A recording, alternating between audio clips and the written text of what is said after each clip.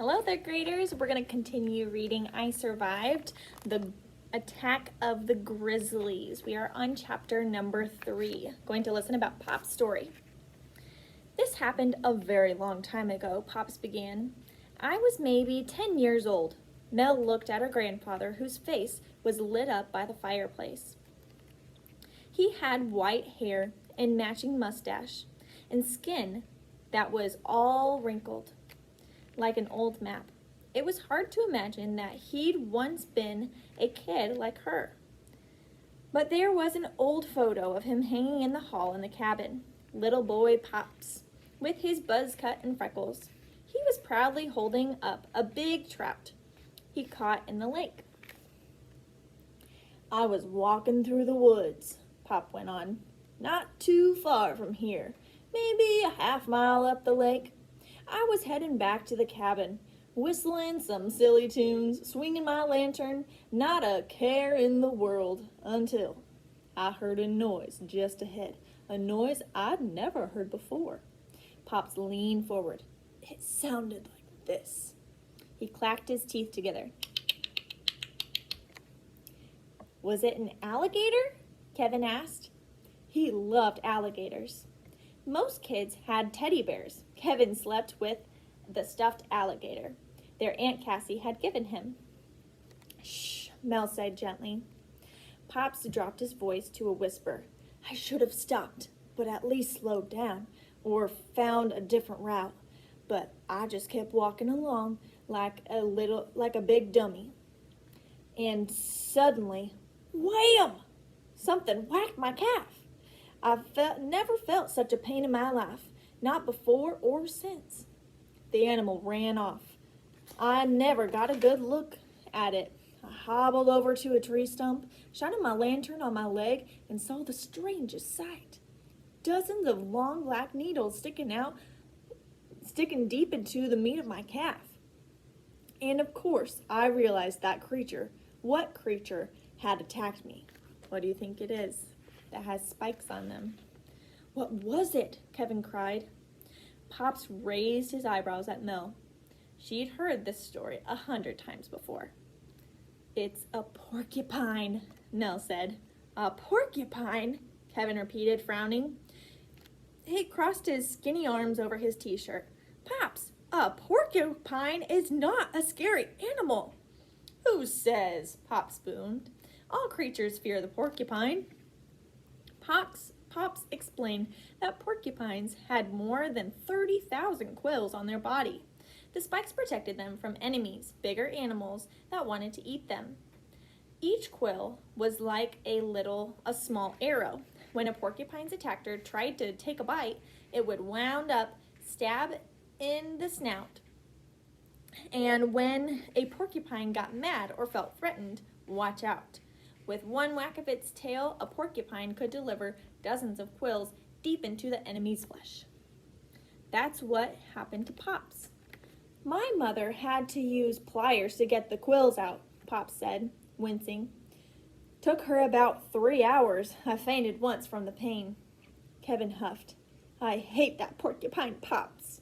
Oh no, Pops said. Don't blame the porcupine. It was just protecting itself. It warned me that. Was it telling me, I'm here, please go away? But I was walking around it. I owned the forest. I showed no respect. Showing respect in the wild. That was a big thing for Pops and Mom too. Respect is a character trait that we'll be studying a little bit more. She always reminded Mel that Glacier really belonged to the animals. We're their guests here, she liked to say. Both she and Pops worried that the park was getting too crowded, and some people didn't understand how to act when they were hiking or camping. It used to drive Mom crazy when people littered on the trails. Mom's temper could be fury sometimes, just like Mel's. Excuse me, she yelled, handing the person their empty soda bottle or Milky Way wrapper. I think you dropped something. Tell another story, Pops, Kevin pleaded. Tell about a wolverine or a wolf or a tiger or an alligator. Pops chuckled. Enough stories for tonight, he said. He stood up slowly. His stiff knees cracked. Remember Aunt Cassie's coming home tomorrow? Right after breakfast. Yay! Kevin said. Aunt Cassie was Mom's best friend. She always joined them for a few days in Glacier. Last year, Mel would have been counting down the minutes until Aunt Cassie would show up with her little red Volkswagen. But the last thing Mel needed now was another reminder of Mom, another reason to cry. Kevin slid off Mel's lap and scampered towards the cabin. Race you, Pops, he called. Put out the fire, would you, Mel? Pops asked. Then he turned and started limping after Kevin. I'm coming for you, and I'm bringing my porcupine with me. Kevin shrieked happily. They disappeared into the darkness. A minute later, Mel heard a crack and a slam of the porch door. Mel doused the fire with water from the lake and used a shovel to pile sand on the smoldering logs. Even a small ember could drift into the woods and start a fire. There were already more than 10 fires burning in the northern parts of the park. So far, firefighters had kept them from spreading. But one windy night could change that, especially in August, when the weather was hot and dry. Mel threw on extra sand just to be sure. When the fire was good and out, Mel stood for a few minutes, leaning on the shovel. She stared up at the stars. She could see a million more here back then home in Milwaukee. And that's when she noticed something strange. The total silence. The owls had stopped tooting. The night bugs were buzzing. The whole forest seemed to be holding its breath.